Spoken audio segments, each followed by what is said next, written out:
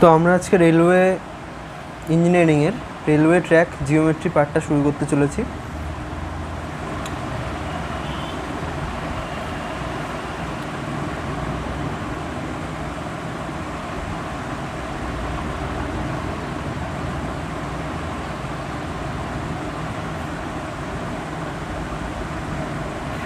Railway track জিওমেট্রির মধ্যে যে টপিকগুলো পড়ে সেগুলো হচ্ছে, 1 নম্বর হচ্ছে গ্রেডিয়েন্ট,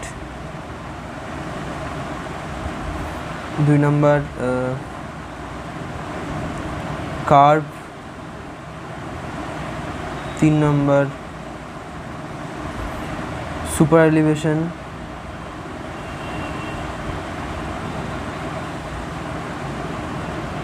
4 নম্বর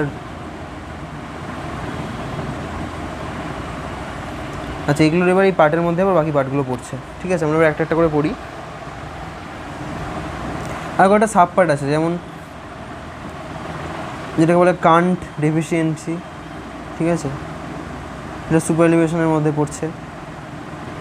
তারপর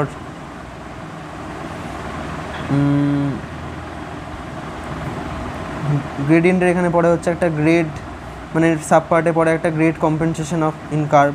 ঠিক আছে, এই জিনিসটা পড়ে। তারপরে ওয়াইডেনিং অফ গেজেস,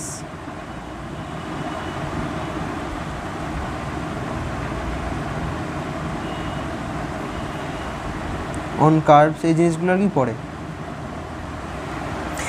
তো জেনারেলি রেলওয়ে ইঞ্জিনিয়ারিংয়ের ম্যাথের যেই পোর্শনটা, মানে যে সামান্যটুকু ম্যাথ আছে রেলওয়ে ইঞ্জিনিয়ারিংয়ের মধ্যে, সেই ম্যাথটা হচ্ছে এই রেলওয়ে ট্র্যাক জিওমেট্রি থেকে থাকে। এবং আমরা আমাদের লিমিটেশন বুঝে, আমাদের সিলেবাসের লিমিটেশন বুঝে, যেগুলো দরকার আমাদের সিভিল ইঞ্জিনিয়ারিং পারপাসের জন্য, সেই জিনিসগুলো আমরা এবার পড়ব। ঠিক আছে, তো প্রথম যেটা, এটা হচ্ছে গ্রেডিয়েন্ট। এই টার্মগুলোর সাথে আমরা আগেও পরিচিত। গ্রেডিয়েন্ট মানে হচ্ছে, আমরা যদি আমি রাস্তা দিয়ে বলি, তাহলে কোনো একটা রাস্তার ক্ষেত্রে আমরা যদি লংগিটিউডিনাল ডিরেকশানে, মানে লেন্থ বরাবর যদি আমরা দেখি, সে লেন্থ বরাবর যে রাইজ বা ফল দেখতে পাবো। ঠিক আছে, সাপোজ গাড়ির যায় হচ্ছে এই ডিরেকশানে, তাহলে আমরা হচ্ছে লেন্থ বরাবর দেখছি। আর আমরা যখন গাড়ি চালাচ্ছি তখন আমরা কী বরাবর দেখি? রাস্তাটা ক্রস সেকশনটা দেখি, ক্রস সেকশন বরাবর দেখি। ঠিক আছে, এটা আমরা লেন্থ বরাবর যে দেখছি, তো লেন্থ বরাবর যেই রাইজ বা ফল প্রোভাইড করা হয় সেটাকে বলা হচ্ছে গ্রেডিয়েন্ট। ঠিক আছে, গাড়িটা এদিকে আছে, আমি ডিরেকশনটা মানে বোঝানোর জন্য বলছি। এবার সেমভাবে যদি আমি রেলওয়ে ইঞ্জিনিয়ারিংয়ের জন্য অ্যাপ্লাই করি, তাহলে আমাদের রেলওয়ে ট্র্যাকে রেলওয়ে ট্র্যাক জিওমেট্রিসের যেটা আমরা অ্যাপ্লাই করছি, সেটা হচ্ছে আমাদের রেলওয়ে ট্র্যাকে যে রাইজ আর ফল দেখা যায়, এরকম ট্রেন যেভাবে চলছে, যে ডিরেকশানে যে ট্রেন যাচ্ছে এই ডিরেকশানে। ঠিক আছে, তো যে রাইজ আর ফল দেখা যায় সেটাকে আমরা বলি গ্রেডিয়েন্ট।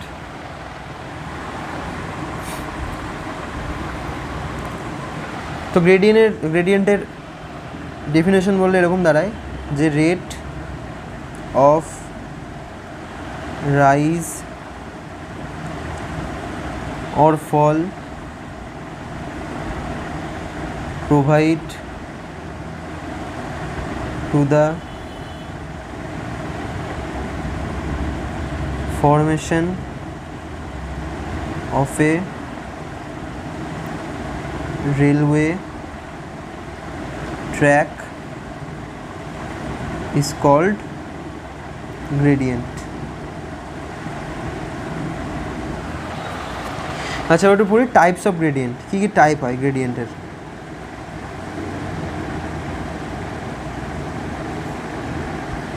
তো প্রথম যে টাইপটা, সেটা হচ্ছে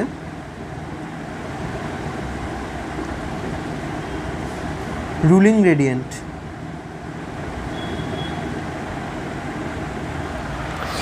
রুলিং গ্রেডিয়েন্ট হচ্ছে সেই গ্রেডিয়েন্টটা যেটা হচ্ছে ট্র্যাকে জেনারেলি প্রোভাইড করা হয়। ঠিক আছে, ট্র্যাকে যে গ্রেডিয়েন্টটা জেনারেলি প্রোভাইড করা হয় সেটাকে বলা হচ্ছে রুলিং গ্রেডিয়েন্ট। ঠিক আছে, তাহলে এটা যদি লিখি আমরা, permissible gradient usually provide in a railway track. এটার একটা লিমিট আছে, যে যেমন যদি হিলি ট্র্যাক হয়, ঠিক আছে, মানে হিলি এরিয়ার রেলওয়ে ট্র্যাক আছে, সেই ট্র্যাকের জন্য ওটার পারমিসিবল লিমিট হচ্ছে 1/100 থেকে 1/150। মানে হচ্ছে 150 হরাইজন্টালে 1 ভার্টিক্যাল ওঠার পর, মানে একটা লাইন আমি যদি এরকমভাবে দেখি, এটা যে গ্রেডিয়েন্ট এই লাইনটা, ঠিক আছে, সেটা হচ্ছে যদি আমি 150 ভার্টিক্যালে 150 হরাইজন্টালে 1 ভার্টিক্যাল উঠি, তারপর যে এই লাইনটা যেটা যোগ হবে সেটা মানে হচ্ছে এইটা, ঠিক আছে, এটা হচ্ছে এরকম দেখতে হবে, এটা হচ্ছে কথা, এটা হচ্ছে কনসেপ্ট, ঠিক আছে, গ্রেডিয়েন্টের। আচ্ছা, প্লেন যদি রাস্তাটা প্লেন হয়, ঠিক আছে, প্লেনের জন্য হচ্ছে এটার পারমিসিবল লিমিট 1/150 থেকে 1/200।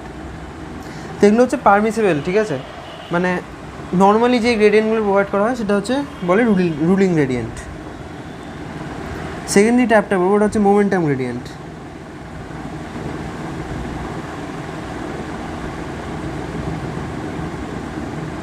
মোমেন্টাম গ্রেডিয়েন্টের গল্পটা কীরকম, খুব সিম্পলি যদি আমি বলি তাহলে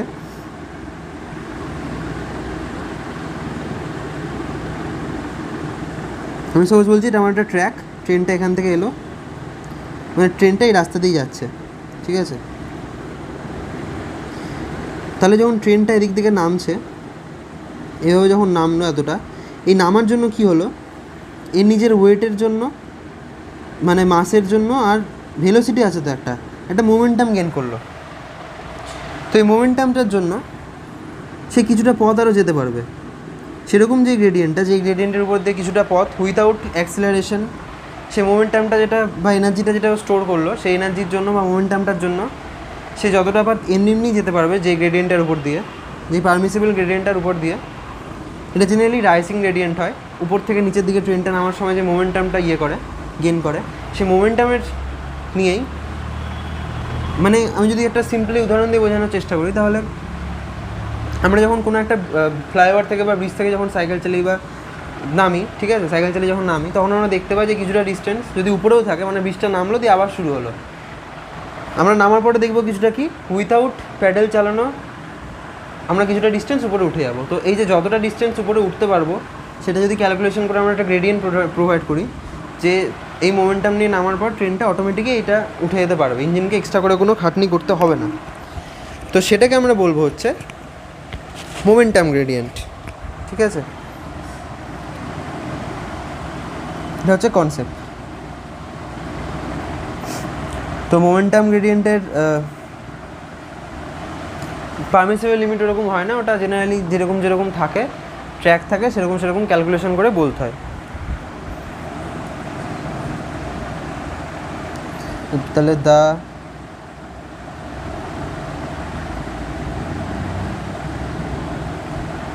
rising gradient on which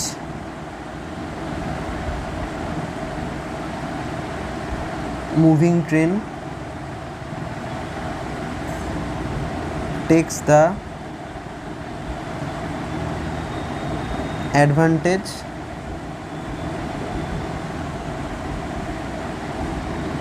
of the preceding falling gradient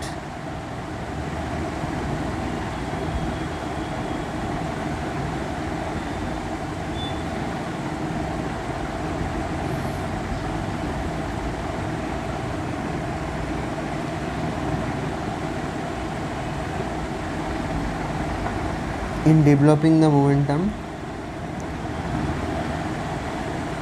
and kinetic energy.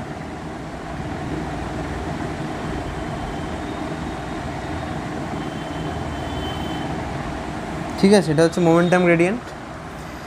আচ্ছা, নেক্সট যেটা থাকে, এই গ্রেডিয়েন্টটা হচ্ছে মাউন্টেনিয়াস আর কি, মানে পাহাড়ে আর কি এটা প্রোভাইড করা হয়, ঠিক আছে, পুশার আর হেল্পার গ্রেডিয়েন্ট। মানে এই গ্রেডিয়েন্টটা এতটাই স্টিপ হয় যে ওর উপর দিয়ে ট্রেন চালাতে গেলে একটা আলাদা লোকোমোটিভের ব্যবস্থা করতে হয় বা আলাদা ইঞ্জিনের ব্যবস্থা করতে হয়।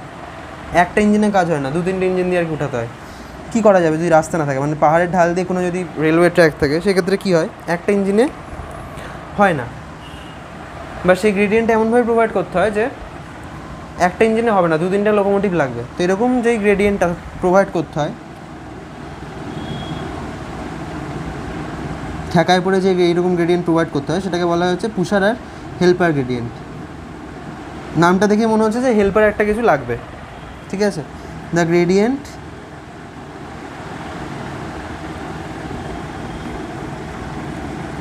হুইচ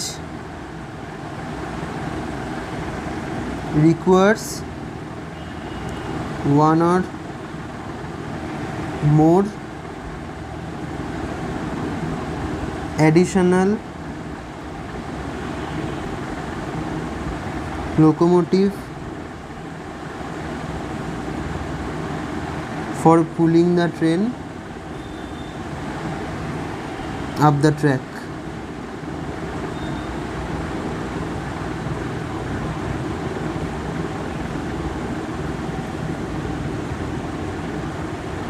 এই হচ্ছে আমাদের পুশার আর হেল্পার গ্রেডিয়েন্ট। তারপরে যদি আমি একটা গ্রেডিয়েন্ট বলি, লাস্ট টাইপ অফ গ্রেডিয়েন্ট, সেটা হচ্ছে স্টেশন ইয়ার্ড গ্রেডিয়েন্ট।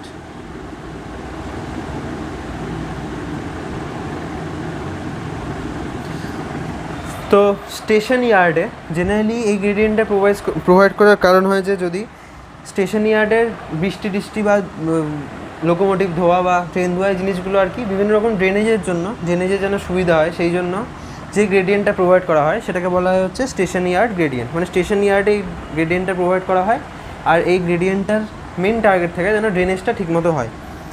তাহলে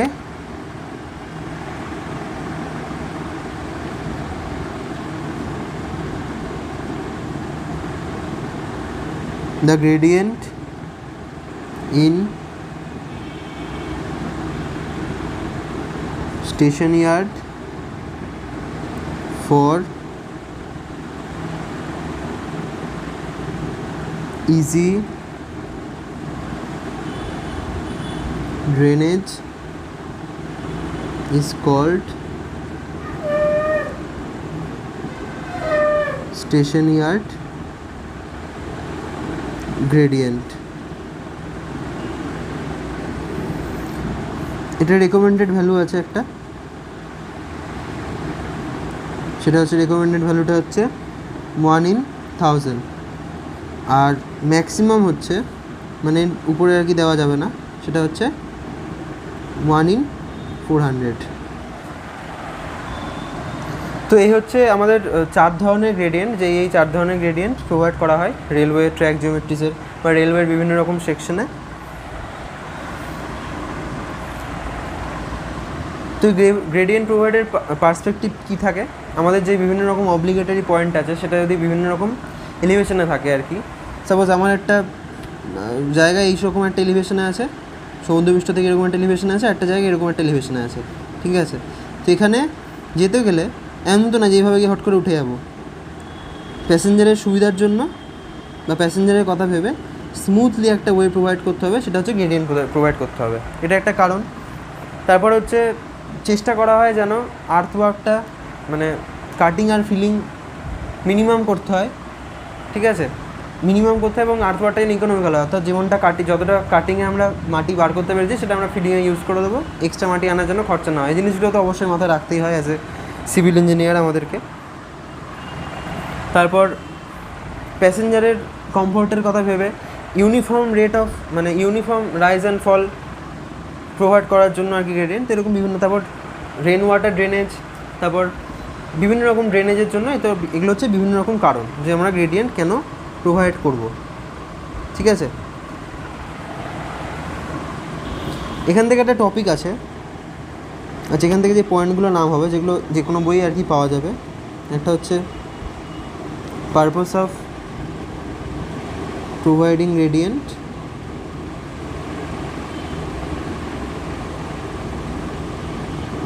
আরেকটা হচ্ছে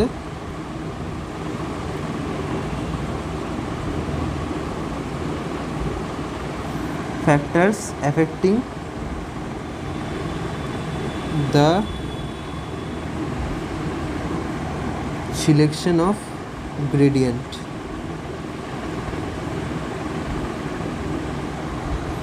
আচ্ছা, আরেকটা জিনিস যেটা, সেটা হচ্ছে গ্রেড কম্পেনসেশন।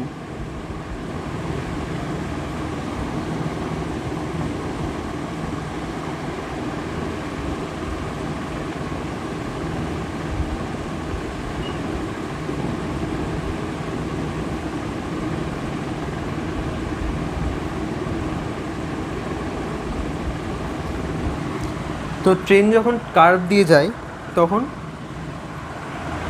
শুধু কার্ভ দিয়ে না, কার্ভ এবং গ্রেডিয়েন্টের যদি কম্বিনেশন হয়, ট্রেন বা যে কোনো গাড়ি যখন কার্ভ এবং গ্রেডিয়েন্টের কম্বিনেশন হয়ে যায়, মানে গ্রেডিয়েন্টও আছে এবং কার্ভও আছে, সেক্ষেত্রে টেকনিক্যাল টার্মে যেটা বলবো যে ট্র্যাকটিভ ফোর্স বলে একটা ফোর্স হয়, ঠিক আছে।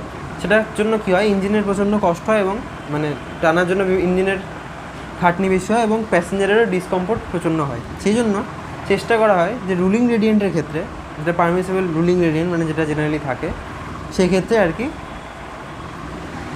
কার্ভের জায়গাটায় কিছুটা গ্রেড কম্পেনসেট করা বা কিছুটা গ্রেডিয়েন্ট কমানো কার্ভের জায়গাটায়, সেটা একটা লিমিট আছে, ঠিক আছে। যেটা লিখবো হচ্ছে সেটাই লিখছি, the reduction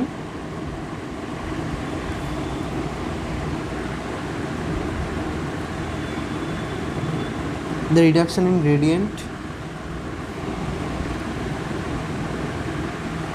on curved portion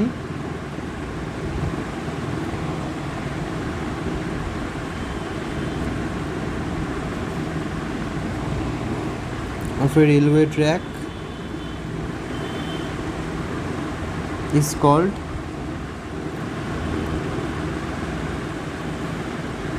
grade compensation.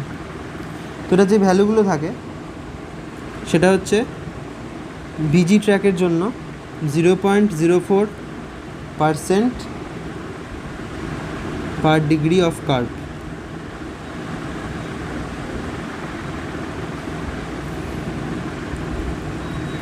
এমজির জন্য 0.03%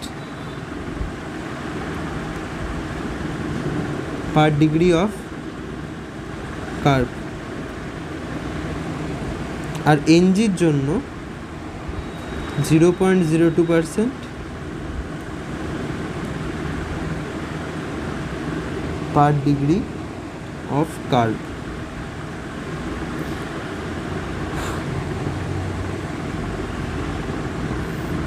তো গ্রেডিয়েন্টের টপিকের মধ্যে রেলওয়ে ট্র্যাক জিওমেট্রিসের আমরা যে গ্রেডিয়েন্ট পোর্শনটা আছে, সেই গ্রেডিয়েন্টের পোর্শনের মধ্যে এই জিনিসগুলো পড়ে। এবার আমরা যেটা পড়বো সেটা হচ্ছে সুপার এলিভেশন।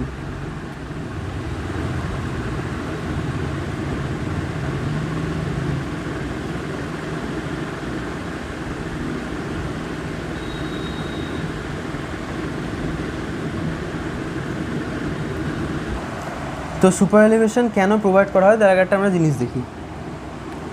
এই যখন কার্ভের মধ্যে দিয়ে একটা গাড়ি ঢোকে, এটাকে আমরা দেখি একটু সামনের দিক দিয়ে, ঠিক আছে। এই যে গাড়িটা যখন কার্ভের মধ্যে দিয়ে ঢুকবে, গাড়িতে যে বসে থাকবে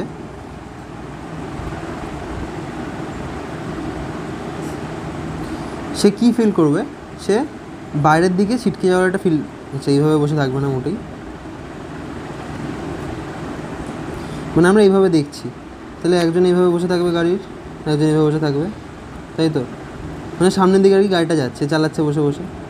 তো এরা কী ফিল করবে, এরা হচ্ছে বাইরের দিকে ছিটকে যাওয়ার একটা ফোর্স ফিল করবে, যে ফোর্সটাকে আমরা বলি হচ্ছে সেন্ট্রিফিউগাল ফোর্স। আর এই সেন্ট্রিফিউগাল ফোর্স থেকে রাস্তার মানে ছিটকে যাওয়া থেকে কী বাঁচাবে, সেটা হচ্ছে যেটা ফ্রিকশন, রাস্তার যেটা ফ্রিকশন আছে মেটেরিয়ালের বা চাকার সাথে রাস্তার যেটা এই ফ্রিকশনটা যেটা আছে, যেটাকে ল্যাটারাল ফ্রিকশন বলে, ঠিক আছে, সেটা হচ্ছে বাঁচানোর চেষ্টা করবে, বা আমি লিখি হচ্ছে ফ্রিকশনাল ফোর্স। আচ্ছা, সেন্ট্রিফিউগাল ফোর্সের ফর্মুলা কি?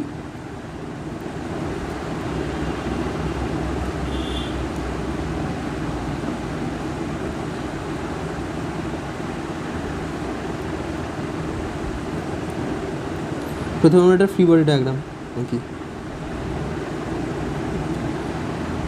এটা হচ্ছে ওয়েট কাজ করছে, এটা হচ্ছে নর্মাল রিয়াকশান, ওয়েট হচ্ছে এমজি বা যেটাকে ডাব্লু বলি।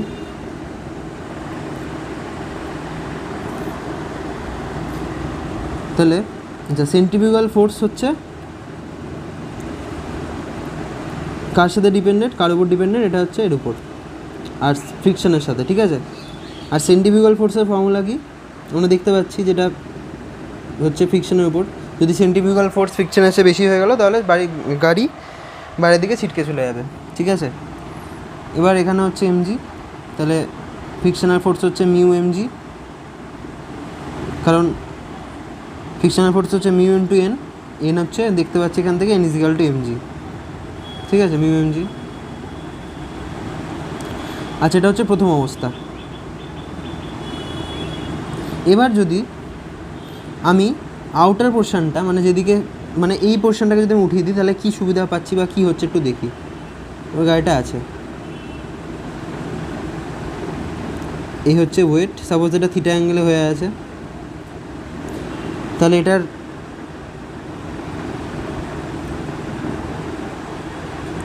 আমার ভিতরে আমি ফিল করছি কি, যেটা আমার এদিকে হচ্ছে সেন্ট্রিফিউগাল ফোর্স অ্যাক্ট করছে, আচ্ছা এদিকে হচ্ছে ফ্রিকশনাল ফোর্স অ্যাক্ট করছে, আর এখানে আমি দেখতে পাচ্ছি যে ওয়েটের একটা কম্পোনেন্ট তৈরি হচ্ছে, এই যে ওয়েটটার একটা কম্পোনেন্ট তৈরি হচ্ছে, এদিকে তো এন আছেই, যেই কম্পোনেন্টটা কী করছে, এই অ্যাঙ্গেলটা থিটা, তাহলে এই অ্যাঙ্গেলটা থিটা হবে, এটা নর্মাল জিওমেট্রি। এই যে ওয়েটের কম্পোনেন্টটা তৈরি করছে, এই কম্পোনেন্টটা কী করছে,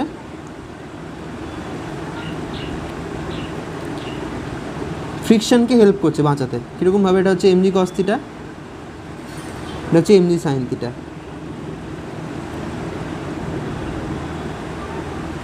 তাহলে আমরা যদি দেখি এখান থেকে, তাহলে এফসিকে যেটা করছে সেটা হচ্ছে frictional force plus MG cos theta,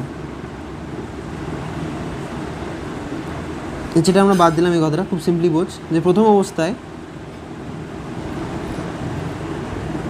centrifugal force থেকে, মানে সেন্ট্রিফিউগাল ফোর্স কী করতে চাইছে, গাড়িটাকে বাইরের দিকে ছিটকে, যেন গাড়িটা বাইরের দিকে ছিটকে চলে যায়। যেহেতু আমরা স্ট্রেট থেকে সার্কুলার মেশিনে ঢুকছি, আমাদের গাড়ির ফ্রেম অফ রেফারেন্সে আমরা বসে কী ফিল করছি, যে গাড়িটা বাইরের দিকে ছিটকে চলে যাওয়ার এটা টেন্ডেন্সি হচ্ছে, এটাকে বলা হচ্ছে সেন্ট্রিফিউগাল ফোর্স, বা সেন্ট্রিফিউগাল ফোর্সের জন্য আমরা এটা ফিল করছি। তো সেন্ট্রিফিউগাল ফোর্সকে বাঁচাচ্ছে কে, আমাদের যে রোডের ল্যাটারাল ফ্রিকশন আছে শুধু সেটা কখন, যখন সেই রোডটা হরাইজন্টাল আছে। যদি আমরা আউটার দিকটা বা রোডের আউটার দিকটা যেদিকে ঘুরছে সেটা সেই হিসেবে যদি আউটার দিক যেটা হবে সেটা একটু যদি একটু এলিভেশনটা উঁচু করে দিই, সেক্ষেত্রে আমরা কী দেখতে পাচ্ছি, ওয়েটের একটা কম্পোনেন্ট তৈরি হচ্ছে, যেই কম্পোনেন্টটা কী করছে, ফ্রিকশনকে হেল্প করছে সেন্ট্রিফিউগাল ফোর্স থেকে বাঁচাতে। তো এই জন্যই এখান থেকে এসছে হচ্ছে সুপার এলিভেশনের কনসেপ্টটা, এটারও একটা লিমিটিং ভ্যালু আছে, ঠিক আছে। তো এই জন্য আমরা কী করি, এই জন্য আমরা যখন কার্ভের পোর্শন আছে তখন আমরা দেখবো যে আস্তে আস্তে রোডটা উপরের দিকে উঠে যায়, ঠিক আছে। যখন আমরা কার্ভে ঢুকি আস্তে আস্তে, তখন আমরা দেখতে পাবো যে যেটা আমাদের আউটার সাইড আছে কার্ভের, মানে যেটা আমাদের কার্ভের আউটার দিক আছে, সেই দিকটা আমরা দেখতে পাবো যে আস্তে আস্তে কিছুটা হলেও সামান্য এলিভেশনটা তুলা আছে, ঠিক আছে। সেই জন্য আমাদের এই হচ্ছে হেল্পটা হয়। এছাড়া আরও কিছু কিছু দিক দেখতে হয়, যেমন সেন্ট্রিফিউগাল ফোর্স হচ্ছে mv²/r, এটা হচ্ছে ফর্মুলা, ঠিক আছে। তো সেন্ট্রিফিউগাল ফোর্সের হচ্ছে, বা এটাকে wv²/rও বলা যাবে,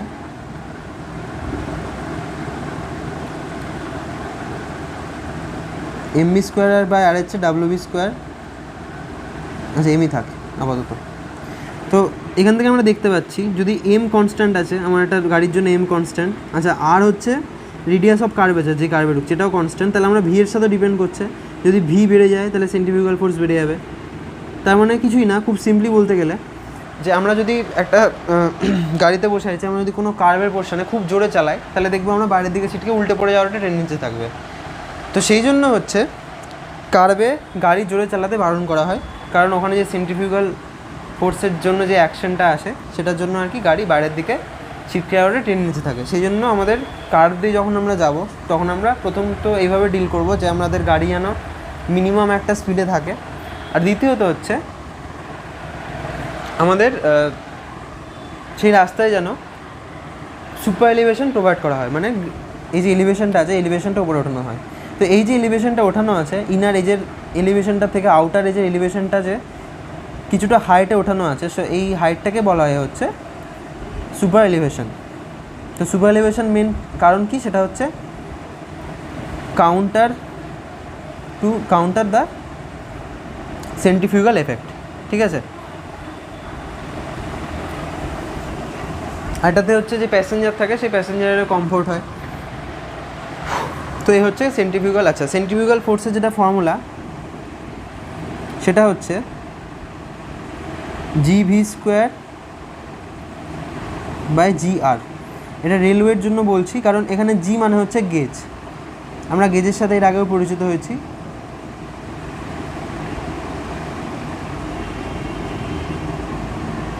খুব খারাপ।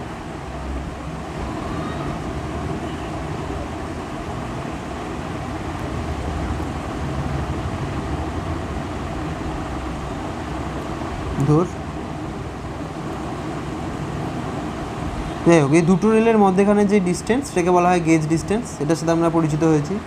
ঠিক 4 রকমের গেজ হয়: broad gauge, metre gauge, narrow gauge, feeder track gauge.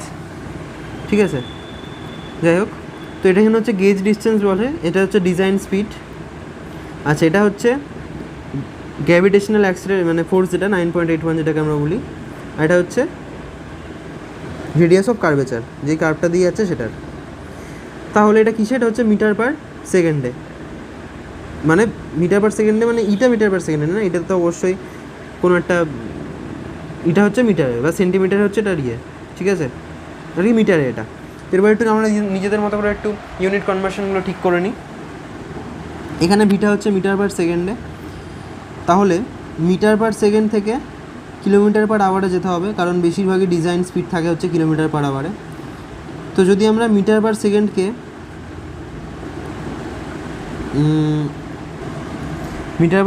যদি আমরা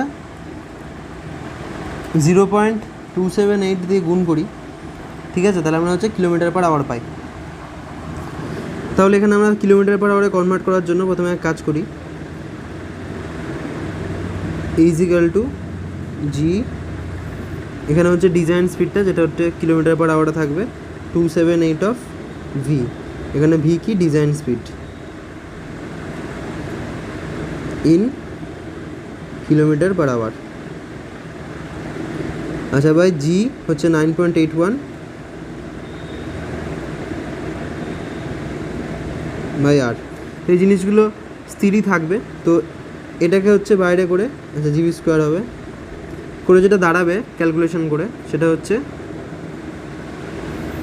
GV²/127R। এটা হচ্ছে আমার মিটারে পেলাম। এবার জেনারেলি সুপার এলিভেশন খুব ছোট হয়, সেজন্য মিটার থেকে সেন্টিমিটার এটাকে বলা হয়। সেটার জন্য এটা হয় হচ্ছে মিটার থেকে সেন্টিমিটার যাওয়ার জন্য 100 দিয়ে ভাগ করতে হয়, তাহলে 1.27R সেন্টিমিটার। ঠিক আছে, তো এটা হচ্ছে সুপার এলিভেশনের ফর্মুলা। সুপার এলিভেশন সেন্টিমিটারে বার করার জন্য আমরা যদি এই ফর্মুলাটার মধ্যে বসাই, আচ্ছা জি এর আলাদা আলাদা ভ্যালু ম্যাথে বলে দেবে যে কোন গেজ আছে। ব্রড গেজ থাকলে যেটা 1.676, তো এই যে ফর্মুলাগুলো মানে আছে যে গেজ লেন্থগুলো, যেমন বিজির জন্য হচ্ছে কি বললাম, জি হচ্ছে 1.676, এমজির জন্য জি হচ্ছে 1, মিটার গেজের জন্য হচ্ছে 1, আর ন্যারো গেজের জন্য হচ্ছে 0.762। এই 3টা গেজই আর কি মেন, এই 3টা গেজ থেকে আর কি আসে।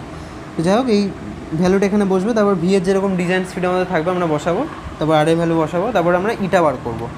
তো এইভাবে হচ্ছে ই বার করে। এবার ই বার করার আরেকটা জিনিস দেখতে হবে, ই বার করার পর আরেকটা জিনিস দেখতে হবে, সেটা হচ্ছে এগুলো থাক, সেটা হচ্ছে ই এর হচ্ছে কিছু পারমিসিবল বা ম্যাক্সিমাম ভ্যালু আছে। ঠিক আছে, জেনারেলি যেটা হয় সেটা হচ্ছে, যে পয়েন্টটার নাম দিয়ে দিচ্ছি, limit of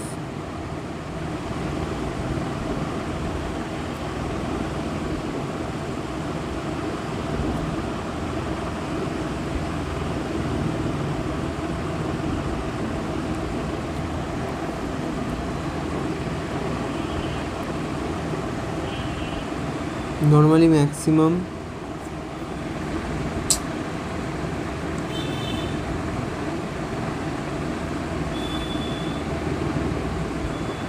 super elevation is 1/10 of the gauge। তাহলে কি বলছি, তাহলে বিজির জন্য ম্যাক্সিমাম সুপার এলিভেশন কত? ম্যাক্সিমাম এসি ফর বিজির জন্য কত? 1/10 ইন্টু বিজির জন্য হচ্ছে 1.676, তাহলে সেটা দাঁড়ায় হচ্ছে 16.76 সেন্টিমিটার। ঠিক আছে,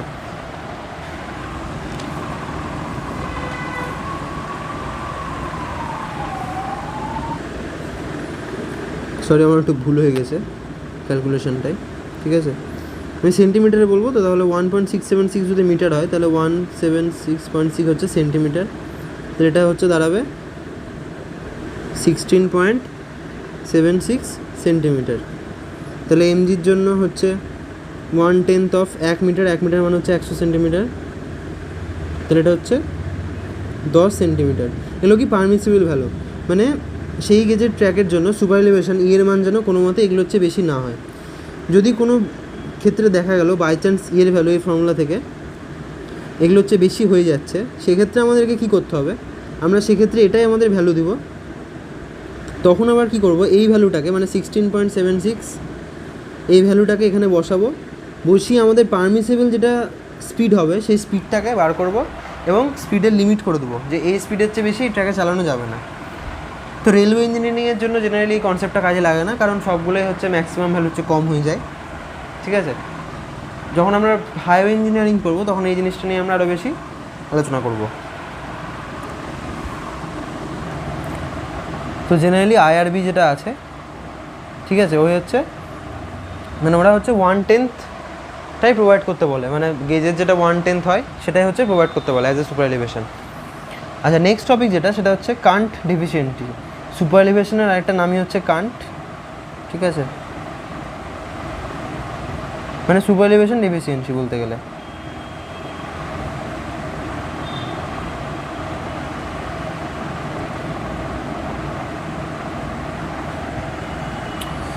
এটার প্রথমে একটু ডেফিনেশনটা লিখি।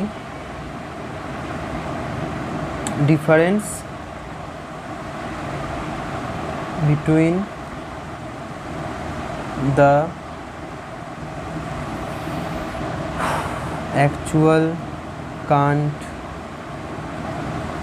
provided and equilibrium current necessary for the maximum permissible speed on a curve। কি বলছে যে অ্যাকচুয়াল মানে যেটা হচ্ছে সুপার এলিভেশন প্রোভাইড করা হয়, একটা ট্র্যাকের উপর দিয়ে বিভিন্ন রকম স্পিডের ট্রেন যায়, তো বিভিন্ন রকম স্পিডের যেটা গড় স্পিড হবে সেই গড় স্পিডের মতো করে ভেবে আর কি সুপার এলিভেশনটা প্রোভাইড করা হয় আর কি। ঠিক আছে, এবার সেটার সাথে যে ম্যাক্সিমাম স্পিডের যেটা ট্রেন আছে সেটা যদি আমি সুপার এলিভেশন দেখি আলাদা করে, তার মধ্যে যদি আমি ডিফারেন্সটা দেখি তাহলে সেই ডিফারেন্সটা যেটা দাঁড়াবে সেটাকে বলা হচ্ছে কান্ট ডেফিসিয়েন্সি। আমি কি বললাম যে একটা ট্র্যাকের উপর দিয়ে বিভিন্ন রকম স্পিডের ট্রেন যায়, তো সুপার এলিভেশন যেটা প্রোভাইড করা হয় ইকুইলিব্রিয়াম স্পিড একটা ভেবে নিয়ে সেই ইকুইলিব্রিয়াম স্পিডের মতো করে আর কি সুপার এলিভেশনকে ডিজাইন করা হয়। কিন্তু না, যদি আমরা এবার এই যেটা সুপার এলিভেশন প্রোভাইড করলাম সেটার সাথে যদি ম্যাক্সিমাম স্পিডের ট্রেনটার জন্য যে সুপার এলিভেশনটা হবে সেটার যে ডিফারেন্সটা যদি আমরা বার করি সেটাকে আমরা বলি হচ্ছে কান্ট ডেফিসিয়েন্সি। ঠিক আছে, এটা একটা পারমিসিবল লিমিট আছে প্রত্যেকটা রকমের গ্রেজের জন্য, এই কান্ট ডেফিসিয়েন্সির একটা পারমিসিবল লিমিট আছে।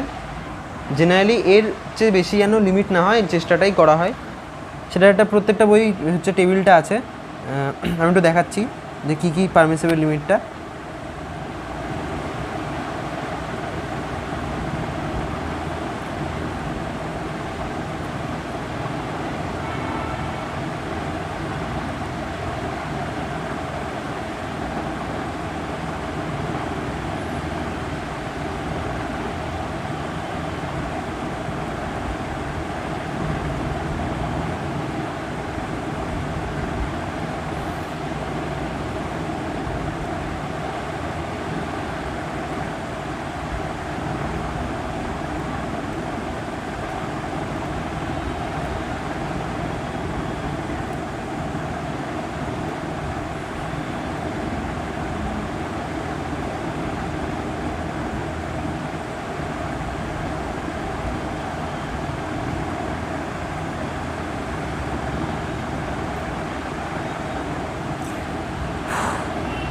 তো ব্রড গেজের জন্য যেই ট্র্যাকের হচ্ছে স্পিড 100 কিলোমিটার/আওয়ারের মধ্যে, ঠিক আছে, সেটার কারেন্ট এফিসিয়েন্সি 7.6 সেন্টিমিটার, মানে ওই যে ডিফারেন্সটা বললাম সেই ডিফারেন্সটা ভ্যালু যেন কোনো মতেই 7.6 সেন্টিমিটারের চেয়ে বেশি না হয়। এটা হচ্ছে ম্যাক্সিমাম ভ্যালু, এর চেয়ে বেশি হলে মুশকিল।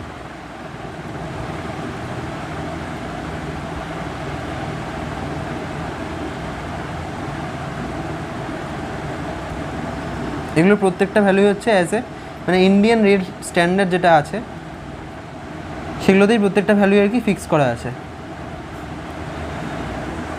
তো এমজি আর এনজির জন্য হায়ার দ্যান 100 কিলোমিটারের জন্য সেরকম কোনো স্পেসিফিক ভ্যালু দেওয়া নেই।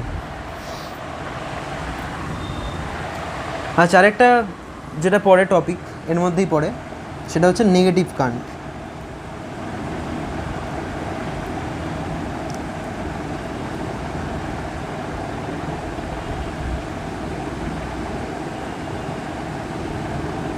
আচ্ছা, আমি দুটো ট্র্যাক আঁকি।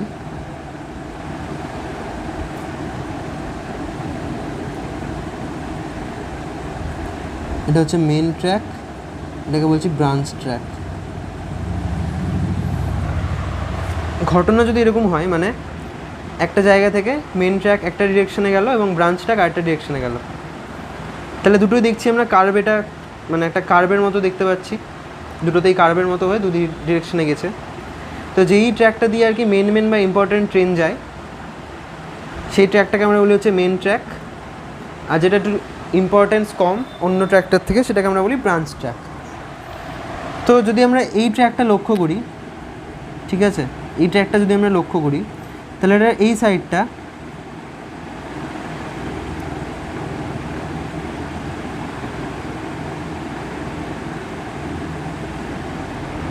এটার এই সাইডটা এলিভেশন উঠে থাকার কথা, মানে এই সাইডের ইনার এজ হচ্ছে, এটা যদি ইনার এজ, ঠিক আছে, এটা হচ্ছে আউটার এজ কার্ভের পথটা, তো এটার এলিভেশনটা একটু এটা হচ্ছে উঠে থাকার কথা। আমরা যদি এটাকে সামনে থেকে ফ্রন্ট ভিউ দেখি তাহলে এটার কী হবে, এইভাবে এলিভেশনটা একটু উঠে থাকার কথা, মানে সুপার এলিভেশন এদিকে প্রোভাইড হওয়ার কথা। আচ্ছা, এবার আমরা এই ট্র্যাকটার দিকে দেখি।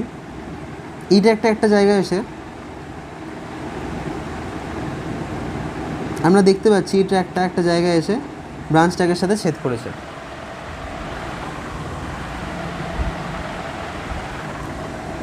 আচ্ছা, একটু কারেকশন করে নিই, ঠিক আছে, কিন্তু ছবিটা আগে একটু ভুল হয়েছে।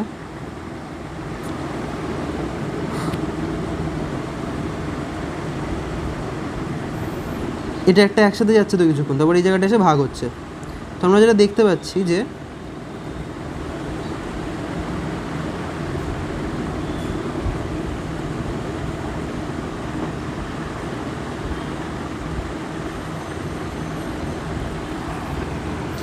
এই ট্র্যাকটা হচ্ছে ব্রাঞ্চ ট্র্যাকের হচ্ছে ইনার ট্র্যাক,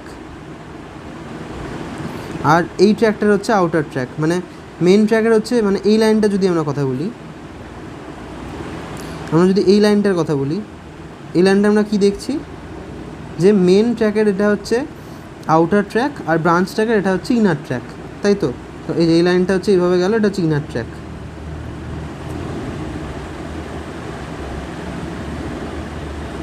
তাহলে এটা হচ্ছে মেন লাইনের জন্য এটা কী করতে হচ্ছে, এই পোর্শনটা আমাকে, মানে এই ট্র্যাকটা আমাকে ইনারে যাচ্ছে, মানে এটা হচ্ছে এলিভেশনটা উপরে রাখতে হচ্ছে এটার। তাহলে আমরা দেখতে পাচ্ছি যে মেন লাইন হিসাবে এটা ঠিকই আছে, সুপার এলিভেশন আউটার ট্র্যাকে প্রোভাইড হয়েছে, কিন্তু এই সেম ট্র্যাকই হচ্ছে ব্রাঞ্চ ট্র্যাকের দিয়েও যাচ্ছে, ব্রাঞ্চ ট্র্যাকে ওটা ইনার হয়ে যাচ্ছে। তাহলে এটা তো এলিভেশন উপরেই আছে, কিন্তু আমাদের তো একটা সুপার এলিভেশন রাখতে হবে, কারণ কার্ভে ঢুকছে, সমান রাখা চলবে না। এটাকে যদি আমরা উপরে করি তাহলে আবার গন্ডগোল হয়ে যাবে, কারণ এই ট্র্যাকটা হচ্ছে নিচে আছে। এটাকে যদি আমরা উপরে করে দিই হুট করে, তাহলে এই জায়গাটা এসে এই জায়গাটা এসে গন্ডগোল হয়ে যাবে। তো এই জন্য কী করা হয়, ব্রাঞ্চ ট্র্যাকের সুপার এলিভেশন যেটা করা হয় সেটা হচ্ছে ইনার ট্র্যাকে উপরে থাকে, মানে এই লাইনটা কী হলো, যেটা উপরে ছিল ওটা মানে সুপার এলিভেশনটা হচ্ছে এই লাইনটার উপরে আছে, এটাকে উপরে রেখে দিল, আর এটাকে হচ্ছে নিচে করে দিল, ঠিক আছে। তাহলে কী দাঁড়ালো, মানে ব্রাঞ্চ ট্র্যাকের জন্য এরকম কেসে যেটা দাঁড়াচ্ছে সেটা হচ্ছে যে ইনারের যেই মানে ইনারের যেই এলিভেশনটা সেটা হচ্ছে আউটার এলিভেশনের হচ্ছে উপরে, মানে কী হচ্ছে, এটাতে উল্টো কেস হচ্ছে। সুপার এলিভেশনে কী হয়, জেনারেলি কার পোর্শনে আউটার যেটা এস থাকে সেটা হচ্ছে এলিভেশনটা উপরে থাকে, ইনারে যাচ্ছে, কিন্তু এখানে কী হচ্ছে, যেটা ইনারিতে আছে সেটার সুপার এলিভেশনের উপরে আছে, সেই জন্য এটাকে বলা হয় হচ্ছে নেগেটিভ কারেন্ট বা নেগেটিভ সুপার এলিভেশন। ঠিক আছে, কারেন্টের অপর নামই হচ্ছে সুপার এলিভেশন।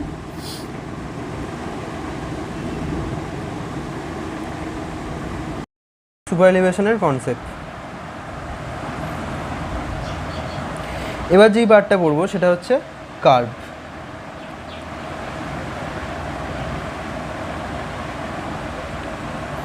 তো জেনারেলি কার্ভের সাথে আমরা এর আগে সার্ভেতে আমাদের কার্ভের সাথে ভালো করে পরিচয় হয়েছে। তো এখানে কার্ভের খুবই বেসিক জিনিস লাগে, আর এখানে কার্ভের হচ্ছে সবচেয়ে ইম্পর্টেন্ট যে জিনিসটা এখানে দরকার সেটা হচ্ছে ট্রানজিশন কার্ভ। ঠিক আছে, তো কার্ভ বিভিন্ন রকমের হয়, আমরা পড়েছিলাম।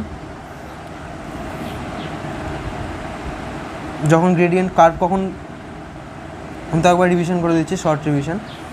কার্ভ কখন ইন্ট্রোডিউস করা হয়? যখন স্ট্রেট লাইন আর রাউন্ড পাথ আছে, মানে সার্কুলার পাথ আছে, এবং স্ট্রেট লাইন এবং মানে এই স্ট্রেট লাইন আর সার্কুলার পাথের সাথে লিঙ্ক করার জন্য হচ্ছে কার্ভের ইয়েটা আসে, বা যখন অ্যালাইনমেন্ট চেঞ্জ হয় রাস্তার, ঠিক আছে, তখন হচ্ছে কার্ভের, যখন রাস্তায় অ্যালাইনমেন্ট চেঞ্জ হয়, সাপোজ একটা অব্লিগেটরি পয়েন্ট এখানে, একটা এখানে, তো এখানে যাওয়ার জন্য অবভিয়াসলি আমাদের কার্ভ দিয়ে যেতে হবে, তাহলে আমাদের যেতে কমফোর্ট হবে। ঠিক আছে, তো এইভাবে হচ্ছে কার্ভ ইন্ট্রোডিউস করা হয়। তো কার্ভ বিভিন্ন রকমের হয়, simple curve, compound curve, reverse curve. ঠিক আছে, হরাইজন্টাল কার্ভের মধ্যে এগুলো পড়লো। তারপর হচ্ছে ভার্টিক্যাল কার্ভের মধ্যে পড়লো আবার সামিট ভ্যালি, যেটা হচ্ছে উঁচু, সেটা হচ্ছে সামিট, যেটা হচ্ছে নিচু, মানে সামিট এটাকে বলে, ভ্যালি হচ্ছে এটাকে বলে। এই জিনিসগুলো আমরা জানি, ভালো মতোই পড়েছি। তো জেনে, আর হচ্ছে যেটা আছে, যেটা থেকে প্রচুর কোয়েশ্চেন হয়, সেটা হচ্ছে ট্রানজিশন কার্ভ। ট্রানজিশন কার্ভটাও আমরা পড়েছি ভালো করে। সেটা কি? যখন হচ্ছে একটা রোড স্ট্রেট লাইনে যায়, আর একটা জায়গা যেটা হচ্ছে কিছু রেডিয়াসের সার্কুলার পাথে থাকে, তো যখন আমরা একটা মানে ইনফাইনাইট রেডিয়াস, রোডের রেডিয়াস তো ইনফাইনাইট, মানে স্ট্রেট লাইনের রেডিয়াস তো ইনফাইনাইট, আমরা যখন ইনফাইনাইট, এটা হচ্ছে কার্ভের মানে ট্রানজিশন কার্ভ, যেটা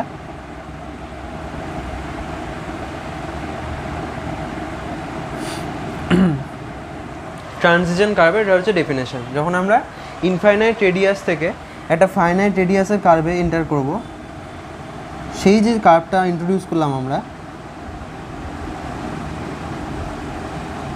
অর্থাৎ যেই কার্ভটা আমাদেরকে একটা ফাইনাইট থেকে ইনফাইনাইট রেডিয়াসের মধ্যে ইন্ট্রোডিউস হতে হেল্প করলো, সেইটাকে বলা হচ্ছে ট্রানজিশন কার্ভ। তাই যখন আমরা কার্ভে এন্টার করি, প্রথমটা থাকে হচ্ছে যখন আমরা স্ট্রেট লাইন থেকে আস্তে আস্তে কার্ভের দিকে ঢুকি, সেটা হচ্ছে ট্রানজিশন কার্ভের থ্রু ঢুকি, তারপরে সার্কুলার ওয়েতে যায়। আবার হচ্ছে যখন আমরা বেরাই কার্ভ থেকে, যদি সেটা ইউটার্ন থাকে, সেখানে সার্কুলার,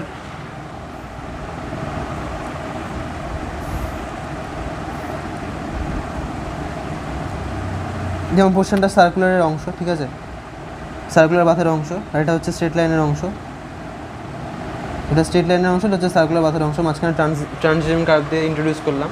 তো সার্কুলার অংশটা জেনারেলি যখন ইউটার্ন পড়ে তখন হচ্ছে জেনারেলি দরকার পড়ে। তাছাড়া হচ্ছে স্ট্রেট লাইন থেকে আমরা কার্ভে ঢোকার সময় ট্রানজিশন কার্ভ দিয়ে আস্তে আস্তে ইন্ট্রোডিউস হই কার্ভে, তারপরে আস্তে আস্তে আবার ট্রানজিশন কার্ভ হয়ে বেরোয়। মানে আমি কী বলতে চাইছি, সাপোজ এই উদাহরণটা যদি আমি নিই, তাহলে আবার যখন আমি এখান থেকে স্ট্রেট লাইনে ঢুকবো, তখন আমাকে ট্রানজিশন কার্ভে ঢুকতে হবে, যে কি করবে, আবার ফাইনাইট রেডিয়াস থেকে আমাকে একটা ইনফাইনাইট রেডিয়াসের কার্ভে, ইনফাইনাইট রেডিয়াসের কার্ভ মানে হচ্ছে স্ট্রেট লাইন, সেখানে ইন্ট্রোডিউস করবে। এই হচ্ছে ট্রানজিশন কার্ভের কাজ। এটা একটা খুব ইম্পর্ট্যান্ট টপিক কার্ভের মধ্যেও আর রেলওয়ের মধ্যেও।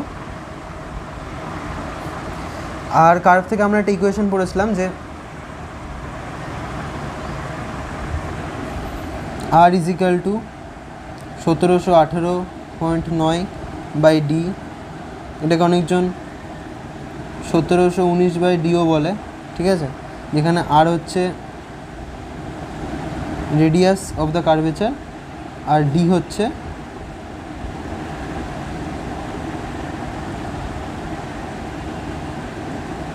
Degree of curvature.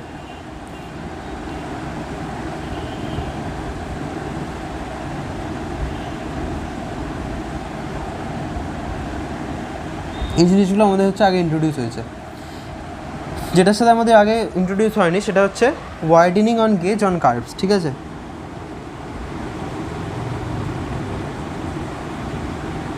Widening of gauge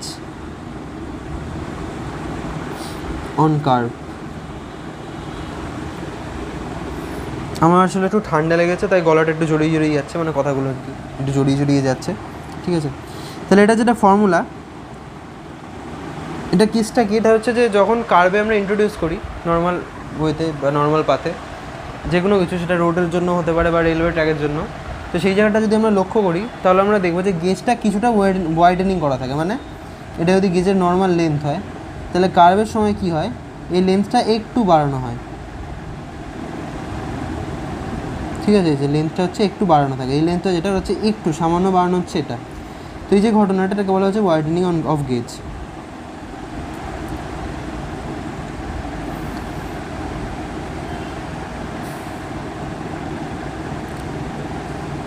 এটা হচ্ছে ওয়াইডেনিং অফ গেজের formula.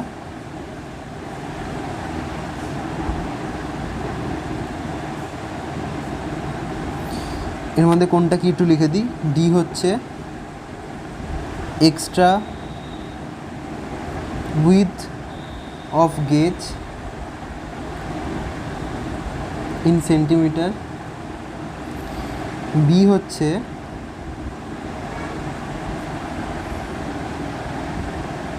রিগিড wheel base in metre.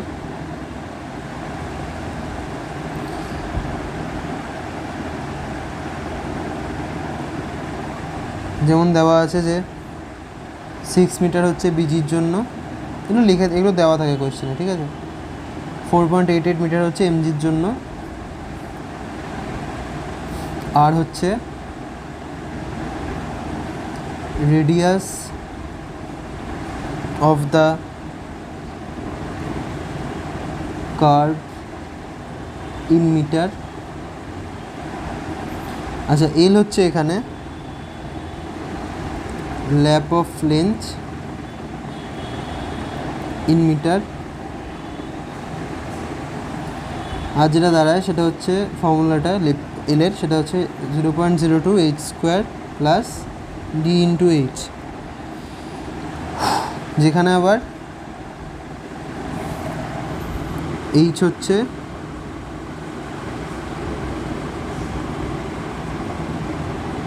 Depth of wheel planes below rail top level in centimeter. আর হচ্ছে ডি হচ্ছে dia of wheel in centimeter. তো এই হচ্ছে ফর্মুলাটা, একটু বড়, এটা একটু মনে রাখতে হয়, ঠিক আছে। এই হচ্ছে widening on gauge of curves, মানে এখানে কার্ভে কতটা ওয়াইডেনিং করবো এই ফর্মুলায় হচ্ছে আমরা ডেটাগুলো পুট করবো, সেখান থেকে আমরা পেয়ে যাবো। তো এটা হলো রেলওয়ে ট্র্যাক জিওমেট্রিক্সের হচ্ছে পার্টগুলো, যে কী কী পার্ট আছে এর মধ্যে, আমরা সেই সব পার্টগুলো সম্পর্কে আলোচনা করলাম, ঠিক আছে।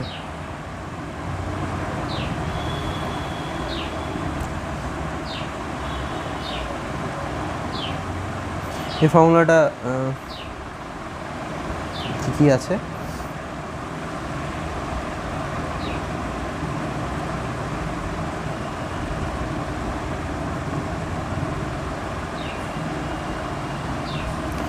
তাহলে এবার আমরা দেখি যে এই চ্যাপ্টার থেকে কীরকম কীরকম রকমের ম্যাথ আসে।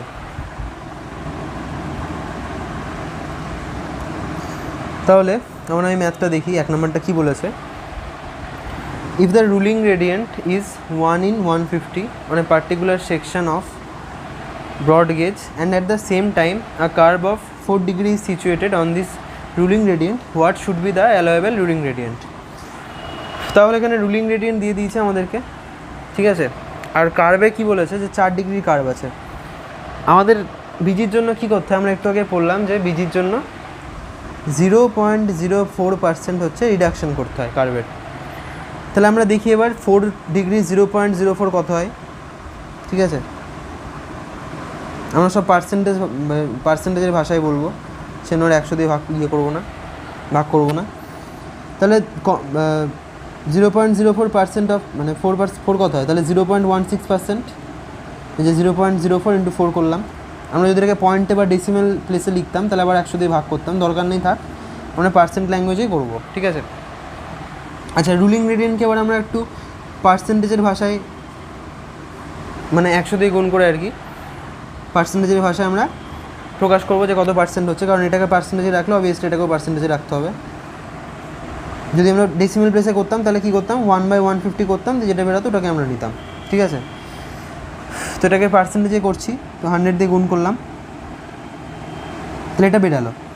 এবার আমাদেরকে কী করতে হবে, আমরা কি বলেছি যে 0.04% অফ যেটা যত ডিগ্রি কার্ভ থাকবে, এর হচ্ছে 4 ডিগ্রি কার্ভে 0.04% হচ্ছে ডিডাকশন করতে হবে, কোথা থেকে, যেটা গ্রেডিয়েন্ট আছে সেখান থেকে। তাহলে এবার আমরা ম্যাক্সিমাম হলো, এটা হচ্ছে maximum allowable gradient or actual gradient to be provided হচ্ছে 0.67 মাইনাস 0.16, তাহলে 0.51%। তাহলে আমরা যেভাবে যেই প্রসেসে হচ্ছে গ্রেডিয়েন্টটাকে করেছিলাম, মানে গ্রেডিয়েন্টটাকে পার্সেন্টেজে এনেছিলাম, সেই উল্টো প্রসেসে আমরাও পার্সেন্টেজ থেকে গ্রেডিয়েন্টে যাব, মানে আবার কী করবো, 0.51কে 100 দিয়ে ভাগ করবো। তাহলে তাই করি, 0.51কে 100 দিয়ে ভাগ করলাম, তাহলে আমরা কী পেলাম, যেটা পেলাম সেটা হচ্ছে আমাদের যেটা গ্রেডিয়েন্টটা হবে, গ্রেড কম্পেনসেশন যেটা হবে ওই কার্ভের পোর্শনটায়, গ্রেডিয়েন্টের যে কম্পেনসেশন হবে হওয়ার জন্য যে গ্রেডিয়েন্টটা দাঁড়াবে সেটা হচ্ছে এই গ্রেডিয়েন্টটা। হলো এটা এক টাইপের অঙ্ক। পরের অঙ্কটাও সেমভাবেই আছে।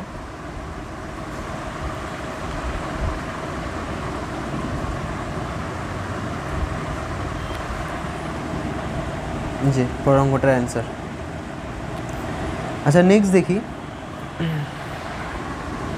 এই ম্যাথটা দেখে বোঝা যাচ্ছে এটা হচ্ছে সুপার এলিভেশনের ম্যাথ, ঠিক আছে। তো এখানে কি ফর্মুলাটা ইউজ করে গিভেন ডেটাগুলো বসিয়ে আর কি, যে সব গিভেন ডেটা এখানে দেওয়া আছে, সে প্রয়োজন মতো সেই সব জায়গায় গিভেন ডেটাগুলোকে বসাতে হবে।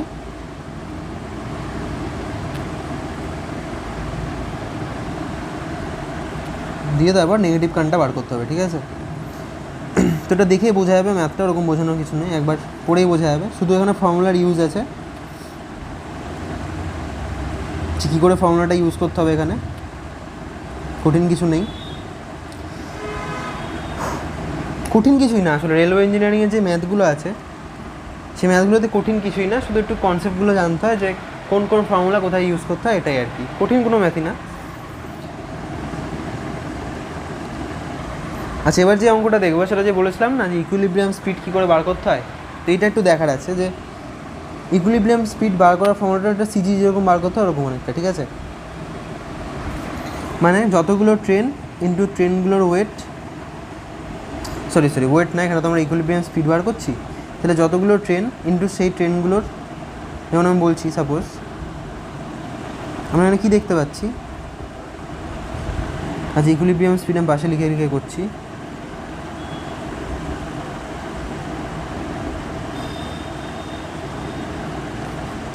হচ্ছে 15টা কী আছে 50 কিলোমিটার পার আওয়ারের ট্রেন আছে, প্লাস 10টা কী আছে 60 কিলোমিটার পার আওয়ারের ট্রেন আছে, প্লাস 5টা কী আছে 70 কিলোমিটার পার আওয়ার্সের ট্রেন আছে, প্লাস 2টো কী আছে 80 কিলোমিটার পার আওয়ারের ট্রেন আছে। এটাই করেছে উপরে, আর নিচে হচ্ছে টোটাল যতগুলো ট্রেন আছে, মানে 15টা আছে, 10টা আছে, 5টা আছে, 2টো আছে, যোগ করলাম। তাহলে এটা করার পর যে স্পিডটা পাবো সেটা হচ্ছে আমার ইকুইলিব্রিয়াম স্পিড। তাহলে এইভাবে হচ্ছে ইকুইলিব্রিয়াম স্পিডটা বার করে। তাহলে ইকুইলিব্রিয়াম স্পিডটা ম্যাক্সিমাম স্পিডের চেয়ে কতটা ডিভিয়েট করেছে এটা এখান থেকে আমরা দেখে নিতে পারবো, এটা মনে হয় বার করতে বলেছে, ঠিক আছে, যে কতটা কম আছে ম্যাক্সিমাম স্পিডের চেয়ে। তো আমরা যখন ওই কান ডিফিসিয়েন্সি বার করি এইভাবেই বার করতে হবে, যে যেটা ইকুইলিব্রিয়াম স্পিডের জন্য যেটা হচ্ছে সুপার এলিভেশন বেরোবে এটা একটা বার করবো, আর ম্যাক্সিমাম স্পিড এখানে কী আছে 80 কিলোমিটার পার আওয়ার। তো এটার জন্য আমরা সুপার এলিভেশন বার করে আমরা মাইনাস করে দেখবো যে সেটা কত বেরোচ্ছে এবং সেটা পারমিসিবল লিমিটের মধ্যে আছে কি না। তো এটা হচ্ছে এক টাইপের অঙ্ক থাকে।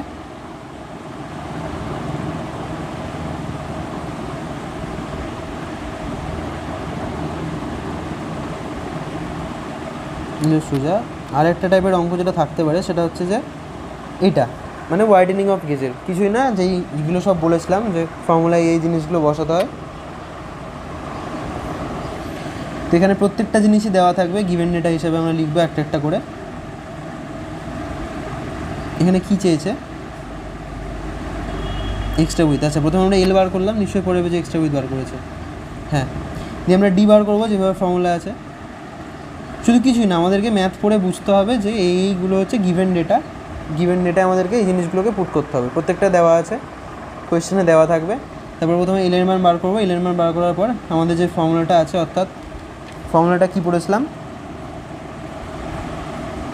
13 বি প্লাস এল তার হোল স্কোয়ার বাই আর, সেটা হচ্ছে ডি। তার আগে কী বার করতে হয়, এল বার করতে হয়। এল কি, এল হচ্ছে 0.02 √ of H square plus DH. সব কিছুই মিটারে থাকে, কিন্তু শুধুমাত্র এখানে এটা আর এটা হচ্ছে সেন্টিমিটারে নিতে হয়, এটা হচ্ছে একটা ব্যাপার আছে। আর যেটা ডিটা বেরোয় সেটা হচ্ছে সেন্টিমিটারে বেরোয়।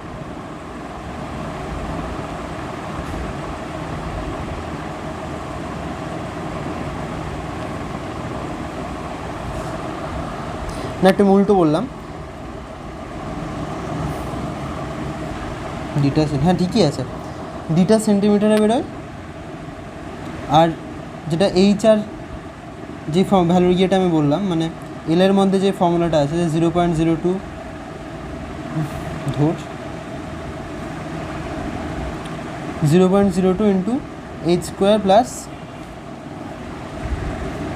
ডি ইন্টু এইচ, তো এখানে সেন্টিমিটারে থাকে, এটা মিটারে বেরোয়। তো এইভাবে ফর্মুলা যেটা পুট করবো, সেটা যেটা পাবো সেটা হচ্ছে জি এক্সট্রা উইথ ইন সেন্টিমিটারে পাবো, এটা হচ্ছে ব্যাপার, ঠিক আছে। তো আমাদেরকে ফর্মুলাগুলো কয়টা যে মনে আছে, মানে যেই কয়টা ফর্মুলা আছে সেটাকে আমাদেরকে মনে রাখতে হবে।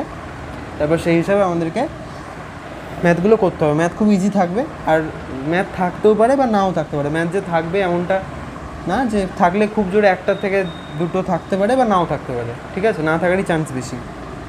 তো এই হচ্ছে আমাদের রেলওয়ে জিওমেট্রিসের পার্ট, রেলওয়ে ট্র্যাক জিওমেট্রিসের মধ্যে এই টপিকগুলো আছে।